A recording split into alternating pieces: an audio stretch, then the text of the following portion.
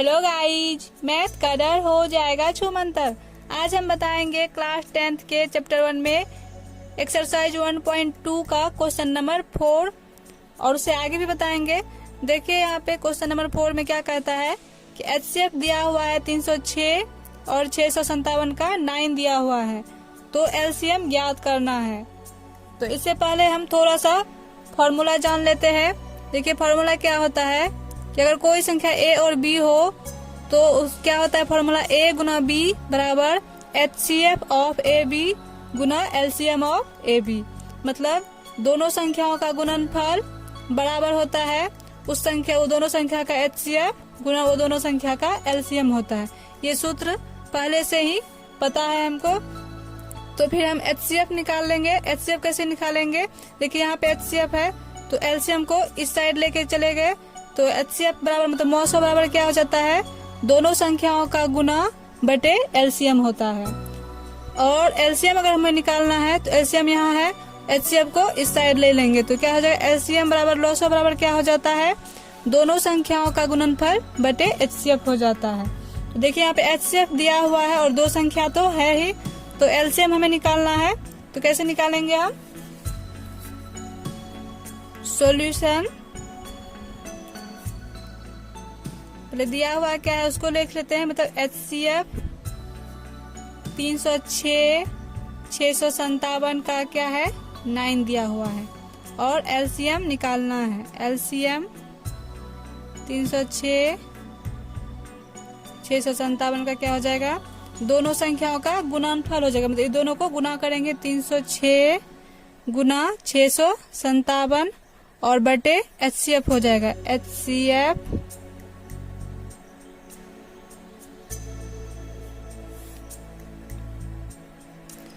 306 और 557 का HCF बटे हो जाएगा। तो HCF दिया हुआ कितना है 9 है, तो क्या हो जाएगा 306 गुना 657 बटे 9 हो जाएगा। तो इसको हम कट करेंगे, 9 1 9 9 3 बार में 27 हो जाएगा और फिर 6 बार में 54 हो जाएगा। तो 34 बार में 9 से कट गया। इसको फिर हम गुना कर देंगे, क्या हो जाएगा, आप खुद से गुना कर लीजिए। तो इतना हो गया, मतलब 22,338 LCM हो गया इसका। तो अगर हमें LCM निकालना हो तो इस फॉर्मूले को यूज करेंगे। अगर HCF दिया हो LCM निकालना हो तो दोनों संख्याओं का गुणनफल बटे HCF हो जाएगा। और अगर HCF निकालना हो मौसो तो दोनों संख्याओं का गुना बटे LCM हो जाएगा। तो इस फॉर्मूले को हमेशा याद रखना है। अब हम बताएंगे क्वेश्चन नंबर 5। तो क्वेश्चन नंबर 5 में क्या बोल रहा है, जांच कीजिए कि क्या किसी प्राकृत संख्या n के लिए संख्या 6 टू द पावर n अंक 0 पर समाप्त हो सकती है। तो 0 पे समाप्त होने के लिए क्या कंडीशन होता है कि यदि कोई संख्या 0 पर समाप्त होता है तो उसके अभाज्य गुणनखंड में 2 गुने 5 जरूर होता है। मतलब 2 भी होता है और 5 भी होना जरूरी है। तो यदि कोई संख्या 0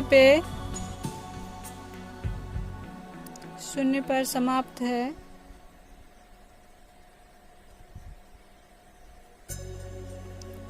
तो उसके अभाज्य गुणनखंड में 2 गुने 5 का फैक्टर जरूर रहेगा। मतलब ये 2 और 5 उसके अभाज्य गुणनखंड में जरूर होगा, ये निश्चित है। ये अगर 1 शून्य है तो 1 पेयर होगा 2 गुने 5 का, अगर 2 शून्य रहेगा तो 2 पेयर होगा, मतलब 2 गुने 5 2 पेयर हो जाएगा। 3 शून्य रहेगा तो 3 पेयर होगा। मतलब जितना पेयर होगा 2 गुने 5 का तो उस संख्या के अंत में उतना शून्य होगा। तो एक मतलब किसी संख्या के अंत में शून्य होने के लिए कम से कम 1 पेयर तो जरूर रहना चाहिए 2 गुने 5 का, एक जोड़ा 2 गुने 5 का जरूर रहना चाहिए। तो देखिए यहाँ पे क्या है, 6 पे पावर n है तो 6 का अभाज्य गुणनखंड क्या होगा, 2 गुने 3 होगा। तो इस पे पावर n होगा, तो इसको कितना भी हम लिखेंगे तो सिर्फ ये 2 गुने 3 के फैक्टर में आएगा, मतलब इसका अभाज्य गुणनखंड सिर्फ 2 गुने 3 ही होगा, 2 गुने 5 कभी नहीं आएगा। अगर इसमें 5 भी होता तो ये शून्य पे समाप्त होता। तो अतः 6 टू द पावर n मतलब 6 पे पावर n जो है कभी अंक शून्य पर समाप्त नहीं होगा, नहीं होगा, क्योंकि इसके अभाज्य गुणनखंड में 2 गुने 5 का जोड़ा नहीं है, मतलब इसका पेयर नहीं है। तो इसलिए ये हमेशा याद रखना, अगर कोई अंक शून्य पे समाप्त हो तो उसमें कम से कम एक जो पेयर होगा 2 गुने 5 का जरूर होना चाहिए। तो अब देखते हैं क्वेश्चन नंबर 6। तो क्वेश्चन नंबर 6 में क्या बोल रहा है, व्याख्या कीजिए इतना और इतना भाज्य संख्याएं हैं।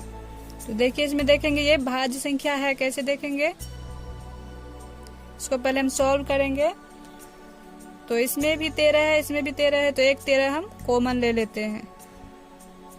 तो यहाँ पे इससे 13 ले ले तो क्या बचा 7 गुने 11 और प्लस यहाँ से 13 ले ले तो यहाँ पे क्या बचा 1 बचा, क्योंकि 1 में अगर 13 से गुना करेंगे फिर वापस से इसमें 13 हो जाएगा और इसमें भी 13 से गुना करेंगे तो इस फॉर्म में ये आ जाएगा।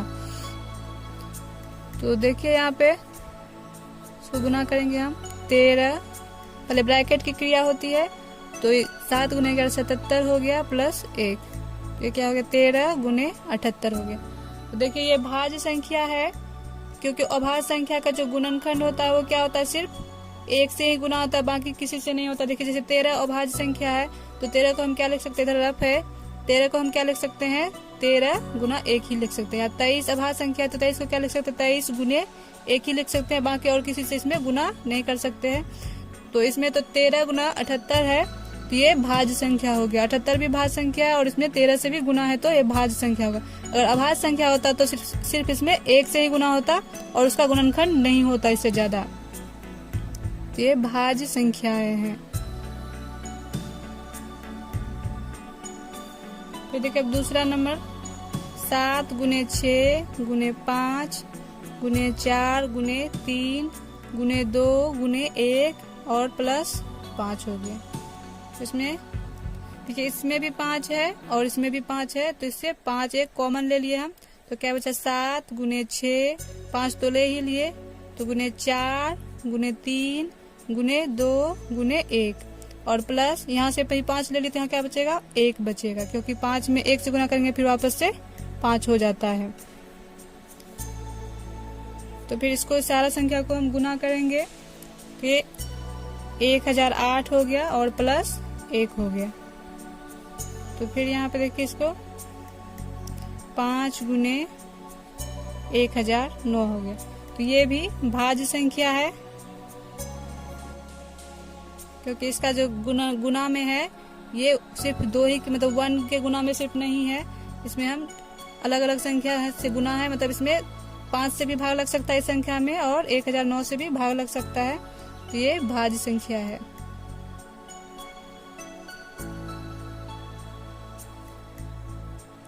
तो अब हम बताएंगे क्वेश्चन नंबर 7।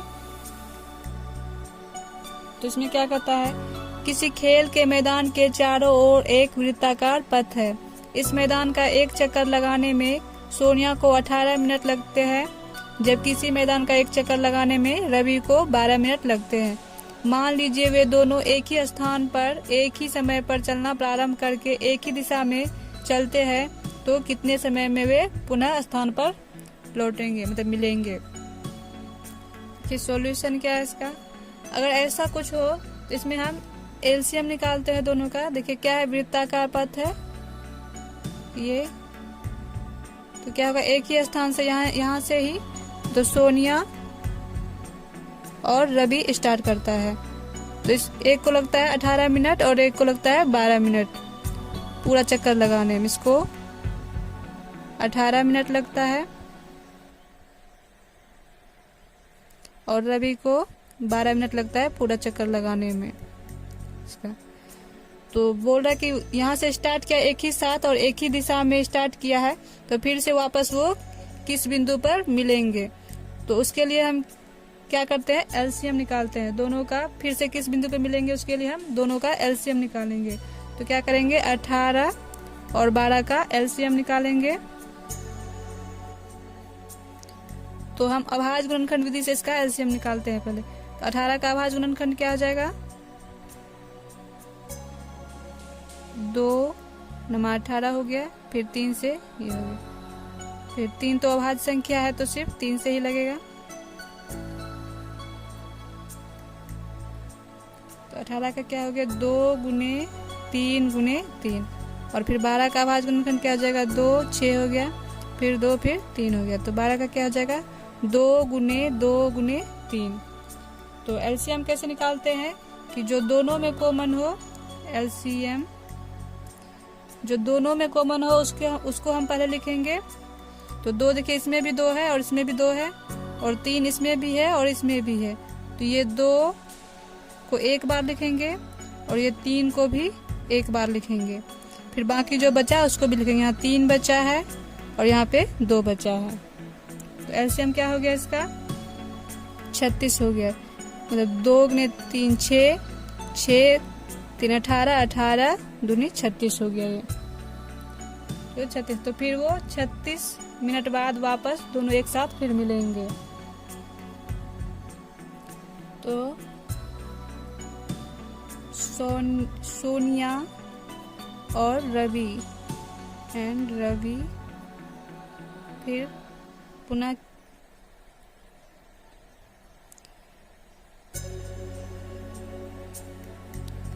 प्रारंभिक बिंदु पे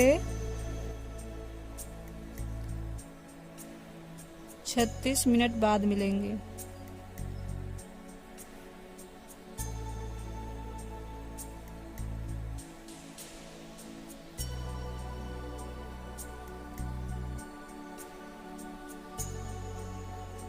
तो इस टाइप का अगर क्वेश्चन होते हो हम एलसीएम निकालते हैं। तो आज के लिए बस इतना ही, मिलते हैं अब अगले वीडियो में।